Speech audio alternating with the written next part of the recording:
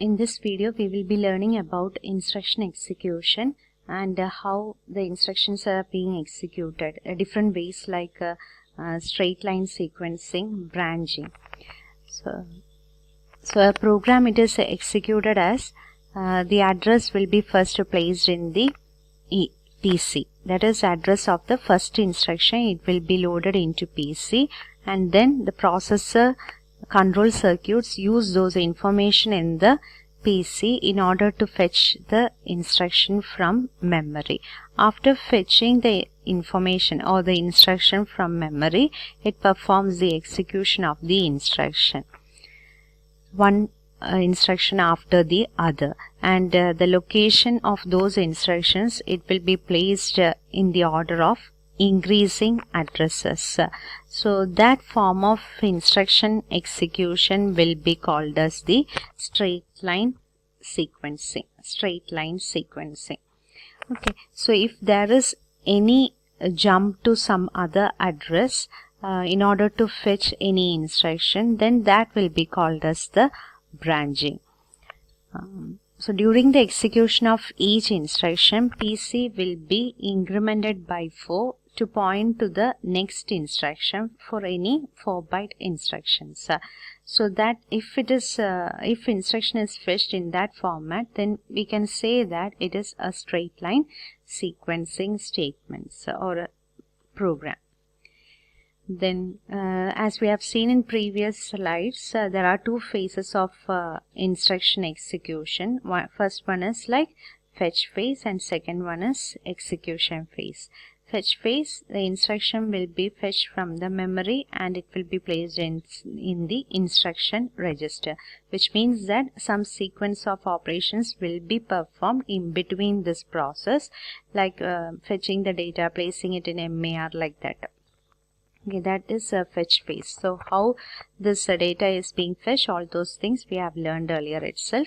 Then execution phase is like the content, now it is available in the IR. It is decoded to determine what operation is being performed, and that operation will be later performed by the processor. That is the execution phase.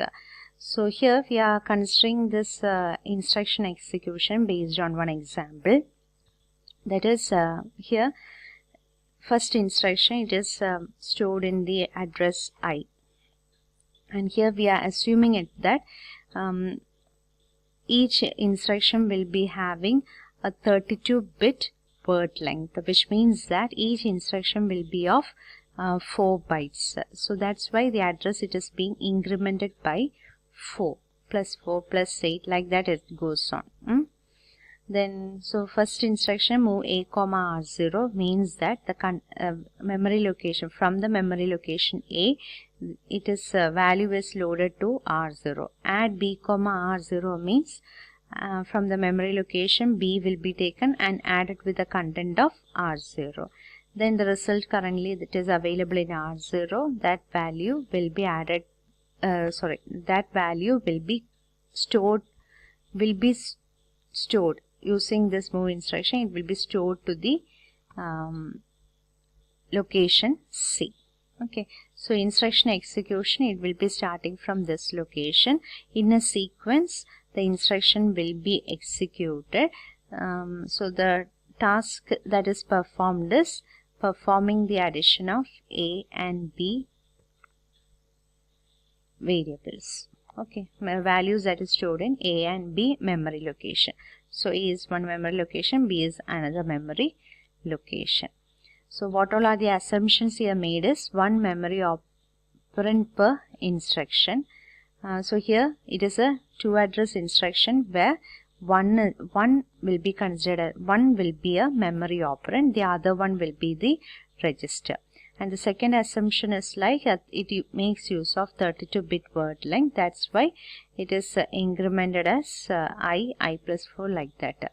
And also it is, memory is considered to be as the byte addressable. Full memory address can be directly specified in a single word instruction. So one word is equal to 32 bits. So one word itself, it will be getting the whole instruction.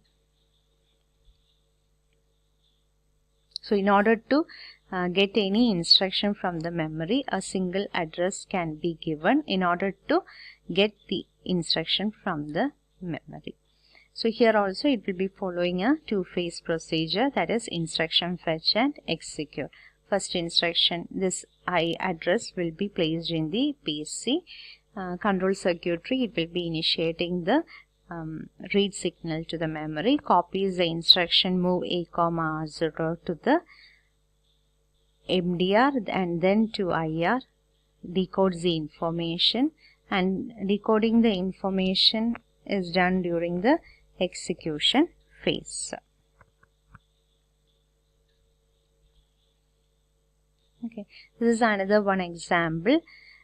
So here what is done is a program is written or stored in the memory, which is used for adding a list of n numbers. Okay, n numbers. So here num1, num2, num3 up to n. They are the memory locations where the values will be stored in the memory.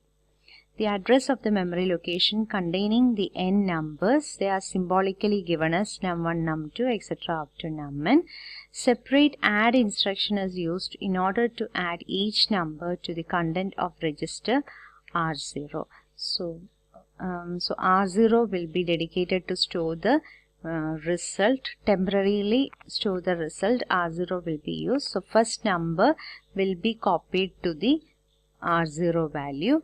Then later all instructions will be like add, in which the content of R0 will be added with the new number num1, num2, num3, etc. up to num_n. Addition process will be done by initiating this add opcode or add instruction. So after taking the num_n value, the final result will be stored in R0, which will be later copied to the memory location sum. Here, okay, copied to the memory location sum. So here we can see that the instructions, it is being executed in a sequence, and that is why it is called as a straight line sequencing. So when it is asked to write about straight line sequencing, means you need to define what is straight line sequencing, and with an example you need to explain. So everything you need to explain with the example. Next is related to the branching. So here the same thing, same program that is explained in the straight line sequencing, it is written making use of branching statements. Okay, so here n variables were used in order to store the n numbers, and here what we are using is just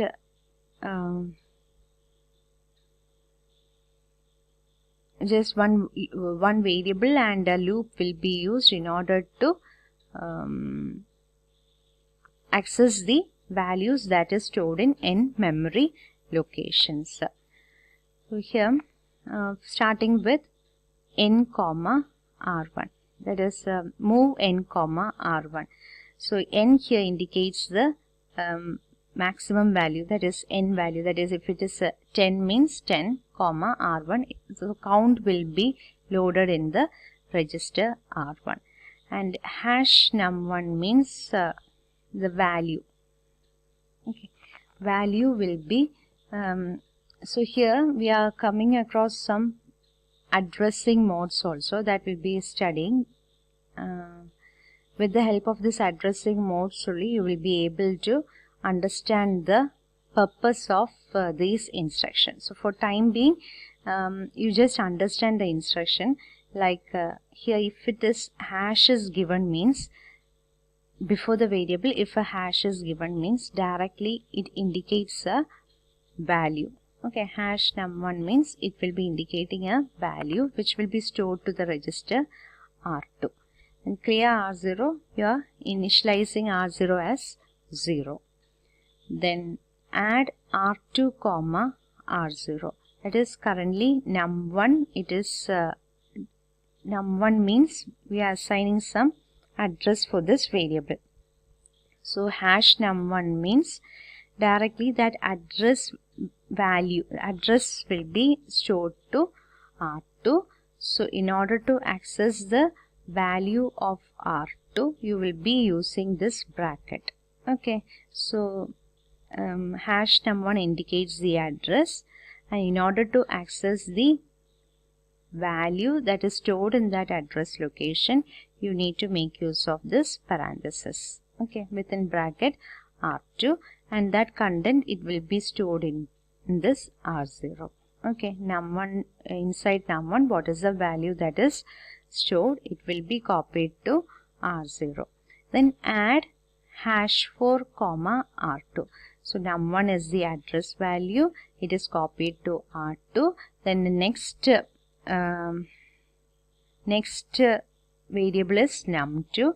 As we have assumed that the memory addresses, it is incremented by 4 because it is of, each word is of length 32-bit. So for integer, we have learned that it will be taking one word to store the integer. So second number, it will be stored as a second word. So the number of bytes used will be 4 bytes only. So that's why here add #4, R2 in order to update the address value R2 to the next memory location. Now here decrement R1, which means that the count, it is as R1 is assigned with the count 10. You need to decrement the value, so which means one value you have taken and it is being added and stored in the R0. Now the second value need to be fetched from the memory, perform the addition operation, and the result will be stored in the R0 register. So for that purpose, in order to manage the count, the R1 value, it is being decremented. And this statement, branch greater than 0 loop, it means that the previous statement, that is decrement, if the result obtained is greater than 0, then the control should move to the label loop. So here loop is the label given for the instruction, for this instruction. Okay, so loop is a label that is given. So jumping will be done from this statement to the preceding statement that is labeled as loop.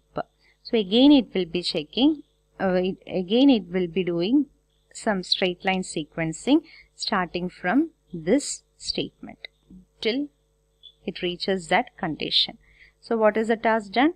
R2, now it is updated with num2 address, and that content will be stored to R0. Again R2 address will be incremented by 4. Decrement the R1 value, it becomes 8. Again it will be checking, like that it goes on till it reaches to the n numbers. And once after decrementing the R1 value, if branch condition, it gives the value as non-zero, that is a 0, it exits from the loop, and you will be having the result that is stored in R0, which will be stored in the variable sum. Okay, so this is a form of a branching statement used in the instruction for execution. So these statement, if it is given as an input to the computer, how the computer understands that it is making use of address over here, it need to fetch the content from the memory, all those things can be understood with the help of the addressing modes. So for that we are making use, we need to learn about the addressing mode. There are various addressing modes, and in this instruction we have used direct addressing, immediate addressing, register indirect, immediate, again immediate, then register addressing modes. Apart from this, there are even many addressing modes that you need to learn in detail. Okay, so the second one example also is there, that is here we are incrementing here you are incrementing the value, that is add #4, R2 it is being given. So instead of that, here it is given as R2 plus R0, making use of the auto increment